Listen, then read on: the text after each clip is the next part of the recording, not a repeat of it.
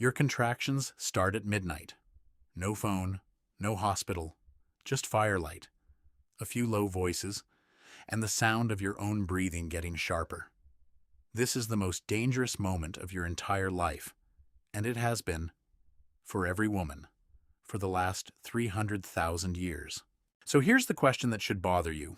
Human birth is, biologically, one of the most dangerous in the animal kingdom. Our babies have enormous heads. Our pelvises are built for walking upright. Not for that. So how did our species not just survive this? How did it spread across every continent on Earth? The answer isn't luck. It's not toughness. It's something that shows up in the archaeological record. Again and again. Birth was never something a woman did alone. Not once in the entire history of our species. Researchers studying modern hunter-gatherer societies have documented what happens the moment a pregnancy becomes known. The woman doesn't get sidelined. She becomes the center of a support system, something anthropologists call cooperative breeding. Other women immediately shift roles around her. And that shift wasn't kindness. It was strategy.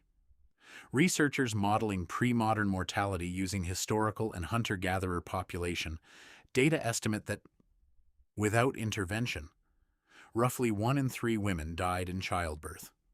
A failure rate that high should have wiped out entire populations. Instead, humans built a workaround, and it's older than agriculture, older than cities, older than almost anything we'd call civilization. The role of the midwife. And we're not guessing about how old this is. In 2014, researchers examining Neanderthal skeletal remains found injury patterns consistent with someone who spent years kneeling, bracing, and physically supporting laboring women. Not a bystander, a specialist. Remember that woman from our opening, alone in the dark with just her breathing? She wasn't actually alone. Somewhere near her, in almost every version of this scene across 300,000 years, there were between 3 and 5 other women, often led by someone older. Frequently, a woman who was herself well past her own childbearing years. Each one had a job. One managed the actual delivery, checking position, checking progress. Another took the woman's physical weight, letting her lean back or squat. Get either of those wrong, and the delivery stalls before it starts. A third had water heating, plants prepared, tools ready. Others kept the fire going and watched the tree line, because labor could take days, and the sound of it carried. An unwatched tree line meant a different kind of danger entirely. Every one of them mattered. Miss a step here, and you don't just fail. Someone dies. She almost never lay on her back. That's a modern invention. She squatted. She kneeled. She stood, gripping someone's shoulders, letting gravity do work that a hospital bed fights against. That's not a sentimental guess. It's the default position in nearly every hunter-gatherer birth ever documented. Now picture a young apprentice. We'll call her Amara. Not a real historical record, but a scene like this almost certainly played out thousands of times across tens of thousands of years. She's watched breech deliveries before. She's never led one alone. Tonight, the lead midwife is 2 ridgelines away at another birth, and the baby isn't coming head first. Amara reaches in, feels for a foot instead of a skull, and does what she's seen done, trying to rotate the baby through the pelvis. Her first attempt doesn't work. The mother is screaming, exhausted, and Amara has maybe minutes, not hours, to get this right. She adjusts her grip, tries the angle her mentor showed her, and turns the baby. It works. Barely. The baby comes out silent for 2 full seconds before it screams, and everyone in that clearing breathes again. That single skill, a hands-on technique for turning a breech baby, required someone to have done it, or watched it done, dozens of times before. This wasn't guesswork passed down as folklore. It was refined, transmitted expertise. And it didn't stop once the baby was out. The infant went straight to the mother's chest, skin to skin. The exact same first move hospitals recommend today. But the ancient practice went one step further. They waited. They didn't cut the umbilical cord immediately. They let it stop pulsing first. So all the blood transferred to the baby.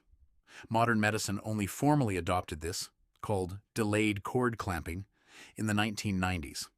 Ancient midwives were already doing it, tens of thousands of years earlier.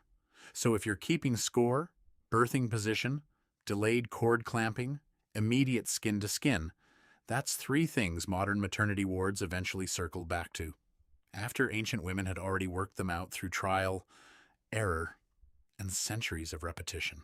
But something even bigger is buried in this story. Something about why this entire system existed in the first place. Think back to that older woman leading the group around our opening scene. She wasn't there by coincidence. Across documented hunter-gatherer groups, much of that supporting work fell to women well past their own childbearing years. And that points to a genuinely strange fact about human biology. Most female mammals remain fertile until close to the end of their lives. Humans are one of the only species where females routinely live decades past menopause. Evolutionarily, that shouldn't happen, unless those extra decades were doing something valuable for survival. One leading theory, proposed by evolutionary anthropologist Kristen Hawkes and her colleagues, is called the grandmother hypothesis. The idea is this: women who survived past their own fertile years became so essential to their daughters' and granddaughters' survival, through childcare, food gathering, and yes, birth expertise, that natural selection actually favored a longer post-fertile lifespan. In other words, menopause itself may exist, at least partly, because experienced women helping deliver and raise the next generation was that valuable to the group's survival. The support system we've been describing this whole video might not just be cultural. It might be written into why human women live as long as they do. That's the part most people never hear about this topic. Once the birth was over, the work wasn't. The new mother didn't return to normal life for weeks, sometimes months. Other women brought her food, helped her nurse, cared for her older children.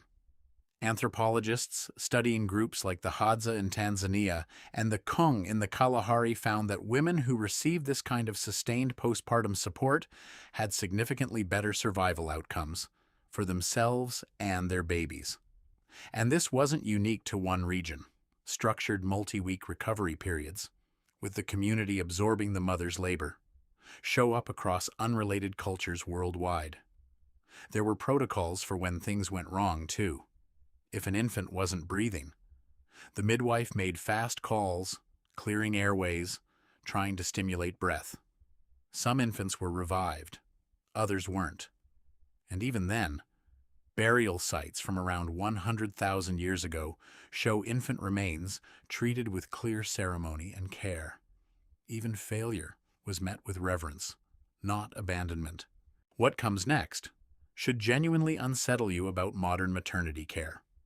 A study published in the journal Birth in 2017, analyzing outcomes across more than 15,000 births, found that women who had continuous support from another woman during labor had roughly 25% shorter labors, fewer medical interventions, and reported significantly higher satisfaction. And the effect was strongest specifically when that support person was experienced, but not medically trained. That's not a description of a hospital. That's a description of an ancient midwife's assistant. Modern hospitals, for all their technology, often do the opposite of what worked for 300,000 years.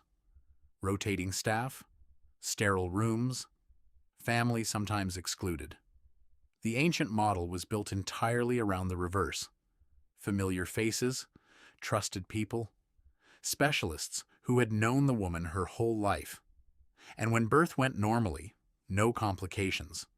Outcomes in modern hunter-gatherer groups are comparable to industrialized nations. It's the complications, hemorrhage, infection, obstructed labor, where the gap becomes enormous. And where modern medicine saves lives, ancient systems couldn't. The honest answer is that both systems worked, and neither worked completely on its own.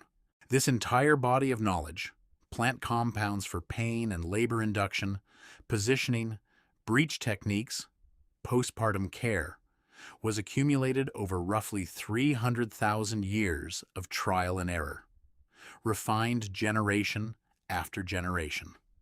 Researchers have identified over 50 plant species used across different cultures, specifically for childbirth, that carry real, measurable pharmacological effects.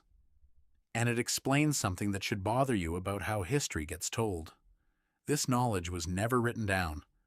It didn't need to be. It moved through demonstration, apprenticeship, one midwife to the next, for hundreds of centuries. Writing came late, and even then, this kind of knowledge was rarely recorded, dismissed as women's domain rather than expertise. Then colonization and industrialization disrupted indigenous communities worldwide, and enormous amounts of this refined knowledge disappeared within a generation or two. Not because it was wrong, because no one wrote it down. That's why half of human history feels missing. It was never lost to time. It was lost to who got to hold the pen. Some of it survived anyway. In 2019, an ethnographic field study documenting birth practices among the AKA people in Central Africa found techniques, plant medicines, and support structures that closely mirror archaeological evidence from sites 40,000 years old, an unbroken thread running the entire length of our species. So go back to that woman from our opening. Midnight. No hospital, just firelight and breathing. She wasn't tougher than you. She wasn't more resilient by nature. She survived the most dangerous moment of her life because she was never, for 1 second, actually alone. Because generations of women before her had already solved problems her body couldn't solve on its own. But don't mistake that for nostalgia. That same estimated risk, roughly 1 in 3, still claimed lives when things went wrong. This isn't a story where the old way was simply better. It's a story where ancient birth support was a masterclass in social medicine. Built on knowledge, modern hospitals are still quietly rediscovering, and where modern clinical medicine solved specific, brutal failure modes that no amount of communal wisdom could fix on its own. Neither era had the whole picture. The missing half of history was never really gone.